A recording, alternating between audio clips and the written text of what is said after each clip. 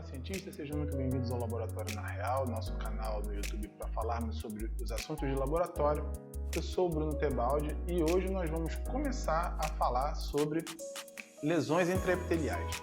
Vamos iniciar com as lesões escamosas e depois a gente vai falar sobre as glandulares e no meio disso a gente vai colocar todos os detalhes que foram importantes para que vocês tenham um bom conteúdo e tenham de onde tirar boas informações caso vocês tenham alguma dúvida, beleza?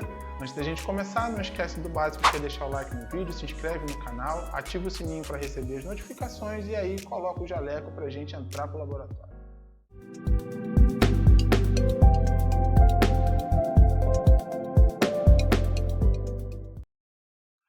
Bom, as lesões escamosas, diferentemente das lesões glandulares, elas têm uma característica que é a característica de ser dividida em dois tipos, a lesão de alto grau e a lesão de baixo grau. No caso, assim, de uma maneira bem abrangente, a gente lida com dois tipos de lesões, as lesões escamosas e as lesões glandulares, tá? Quando a gente fala de histologia cérvico-vaginal.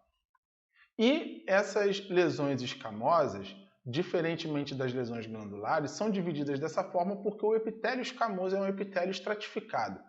Então, nós temos os estratos basal, parabasal, intermediário e superficial e as escamas córneas, que algumas vezes a gente consegue pegar, diferente do epitélio glandular, que é um epitélio simples.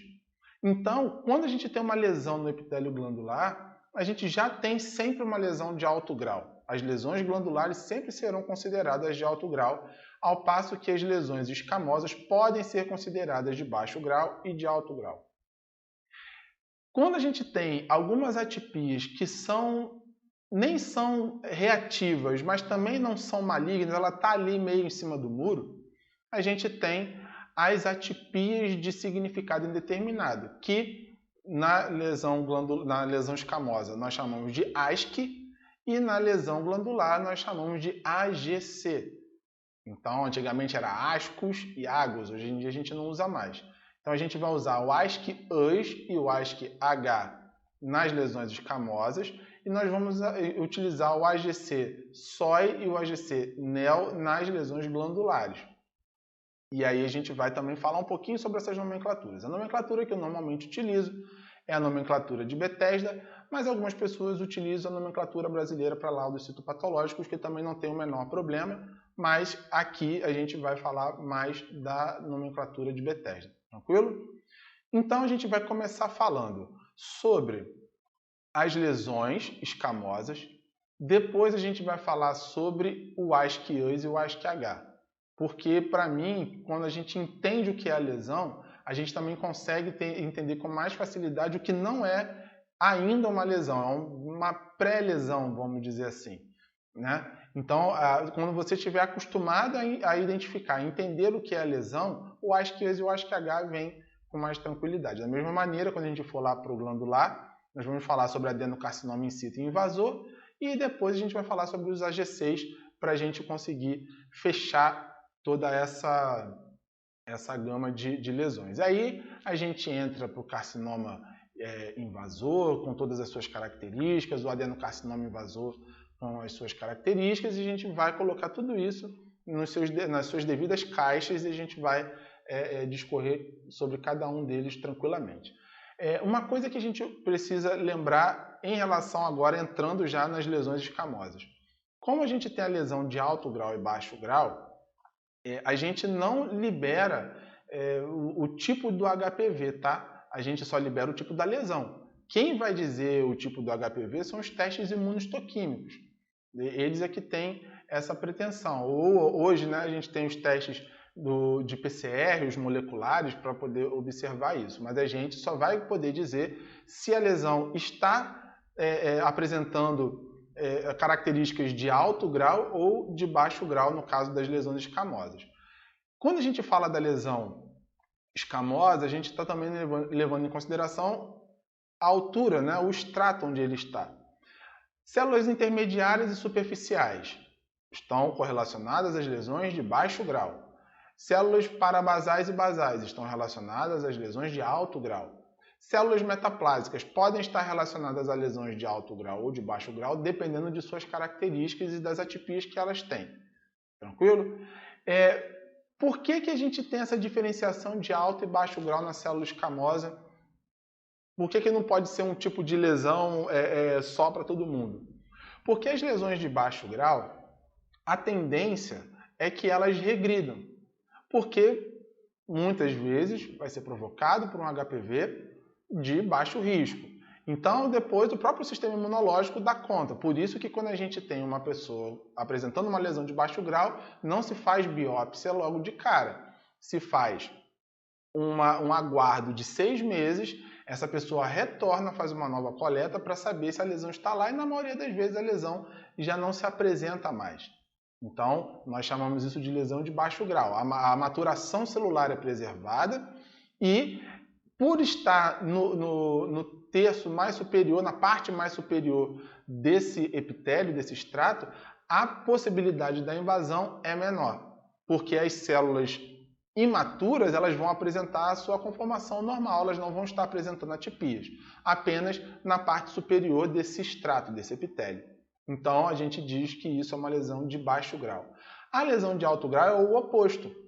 A gente observa que as células superficiais e intermediárias apresentam uma conformação fisiológica, elas estão normais, mas na parte inferior, onde estão as células parabasais e basais, elas vão apresentar as atipias.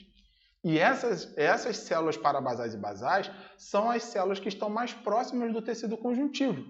Então, elas têm maior propensão, a maior facilidade de invadir o tecido conjuntivo, e no tecido conjuntivo é onde nós vamos ter a vascularização, que não é característico do epitélio, né, das células epiteliais não são vascularizadas, mas quando elas alcançam o tecido conjuntivo que é vascularizado, elas podem acabar migrando para outros tecidos e podem acabar gerando cânceres de forma mais generalizada, que é o que a gente chama de metástase no caso. Tá? Então, por isso a gente divide essas lesões entre alto grau e baixo grau, e também porque elas têm características distintas, mesmo que sejam no mesmo epitélio, mas elas têm características distintas, e para que a gente possa também ter condutas médicas diferentes dependendo do tipo de lesão que está acontecendo ali naquele esfregaço, que a gente está observando naquele esfregaço ali. Tá? Antes da gente continuar, não esquece de deixar o like no vídeo, de se inscrever no canal, deixa aqui seus comentários se você tem alguma dificuldade na detecção das lesões, para a gente fazer vídeos que sejam mais específicos dentro da dificuldade de vocês, para vocês poderem também ter esse conteúdo aí, tá? Então vamos lá, característica das lesões de baixo grau. Primeiro, que nós chamamos a lesão de baixo grau de L-sil. O L vem de low, quer dizer baixo, e o sil vem de lesão intraepitelial escamosa, né? No caso está em inglês. Então, a lesão de baixo grau, ela é uma lesão que vai acometer a parte superior do epitélio escamoso, né? As células intermediárias e superficiais vão estar ali apresentando critérios de malignidade. E os critérios que nós vimos lá nos vídeos anteriores agora se aplicam aqui de maneira mais específica. Então, o que é que nós vamos encontrar aqui? Para que seja um L-sil, para que seja uma lesão de baixo grau, você precisa que aquela relação núcleo-citoplasma que a gente falou lá atrás, ela esteja pelo menos 3 vezes, esse núcleo precisa estar 3 vezes maior do que o núcleo de uma intermediária normal. Ou seja, você vai ter que saber como é que é uma intermediária normal. Sabendo como ela é, ou tendo uma intermediária normal perto ali, você tem como comparar os tamanhos. Se estiver abaixo de 3 vezes, aí a gente vai cair lá no ASC-US, mas a gente vai falar disso mais para frente.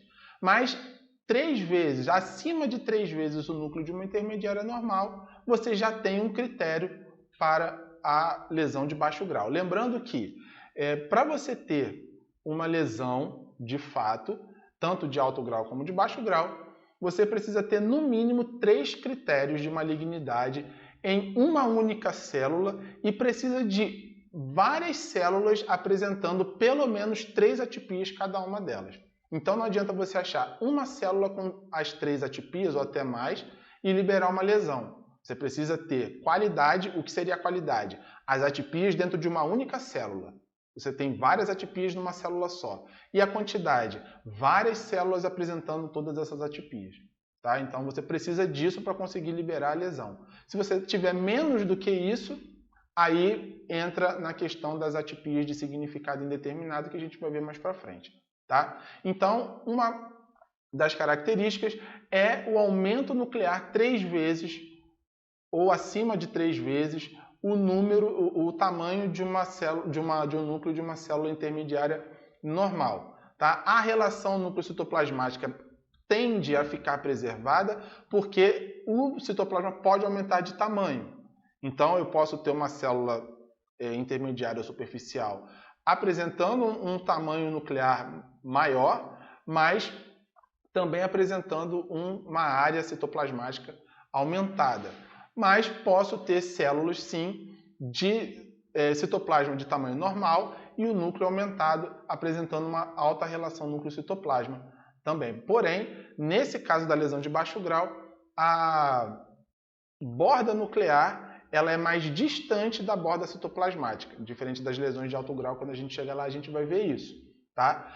Hipercromasia, nós falamos disso, né? O núcleo vai estar mais escuro do que os núcleos normais das intermediárias. Não tentem comparar com o núcleo da superficial, porque os núcleos das células superficiais são núcleos piquenóticos. E sendo eles piquenóticos, eles já são escuros normalmente. Então, comparem sempre com o núcleo da intermediária. Beleza? Cromatina vai estar finamente granular. Você consegue observar alguns grânulos nessa cromatina, mas a cromatina, na maior parte das vezes, pelo menos, vai estar normalmente distribuída naquele núcleo. Você não vai ter uma irregularidade na distribuição da cromatina. Podemos observar binucleação ou multinucleação, isso também vai acontecer. Quando tiver coilócito, isso vai acontecer bastante, né? A binucleação principalmente. Não temos presença de nucleolo nas lesões de baixo grau. Tá? Não é comum apresentar nucleolo em lesões de baixo grau. Nós temos a coilocitose, que é importante porque as pessoas têm uma ideia errada a respeito da coilocitose. Coilocitose não é característico de lesão de baixo grau. Você pode ter lesão de baixo grau sem coilócito. Mas quando você tem coilócito, você tem certeza de que você está vendo uma lesão de baixo grau. Tá? Então, lembre-se disso. Então, coilócito. O que seria o coilócito? O coilócito seria uma cavitação perinuclear parecido com o halo perinuclear, só que ele é bem maior e ele é bem delimitado, é uma cavitação muito bem delimitada e que ele faz uma diferença bem expressiva entre a coloração do citoplasma que fica em volta e a coloração do próprio coilócito. Na maior parte das vezes, o coilócito tem a cor muito próxima da cor do fundo da lâmina. Então, aquilo que você está vendo, o campo, aquela parte branca da lâmina, que não tem célula nenhuma, não tem nada ali, é mais ou menos a mesma cor que você vai enxergar no coilócito. Vou deixar algumas imagens para vocês poderem fazer essa verificação. Cuidado para não confundir coilócito com células naviculares, porque isso pode acontecer. E também não confundir com os dobramentos de bordas citoplasmáticas, que é um critério reativo, não é um critério de malignidade. Também vou deixar imagens para vocês poderem fazer essa comparação. Vocês vão perceber que tanto nas células naviculares como nos dobramentos de borda, você consegue observar que a parte mais próxima do núcleo, a parte do citoplasma mais próxima do núcleo, ela vai ter uma coloração parecida com o restante do citoplasma. Agora, no coilócito, não. No coilócito, você vê que a coloração do citoplasma é diferente da parte mais interna desse citoplasma, que está mais perto do núcleo. Por quê? Porque ele fez um buraco, é como se fosse um buraco ali naquele citoplasma. Não tem coloração ali quase. Então, você vê a cor muito próxima da cor do fundo da lâmina que você está observando. Nós podemos encontrar a paraceratose atípica, que são as células orangiofílicas, que foram coradas pelo orange por conta da queratinização dessas células. Os núcleos tendem a ser piquenóticos, isso não significa que eles são pequenos, mas sim condensados, ainda assim podem estar maiores do que o núcleo de uma intermediária normal, mas vão apresentar algumas atipias do tipo irregularidade no contorno nuclear, pode acontecer. Você pode ver ali, tanto na paraceratose atípica quanto na lesão de baixo grau normal, você pode ver a irregularidade no contorno desses núcleos. Você pode ver a pérola córnea, que também é um indício de lesão de baixo grau, mas aí, claro, você precisa observar as discarioses, né, as atipias nucleares, para que você possa dar uma lesão de baixo grau. Tá? Então, dentro de todo o escopo da lesão de baixo grau, o que você vai encontrar é mais ou menos isso. Lembrando que no coilócito, você também pode encontrar núcleos que não estão aumentados, você pode encontrar núcleos piquenóticos, você pode encontrar um núcleo bem escurinho, bem pequenininho, normalmente binucleado.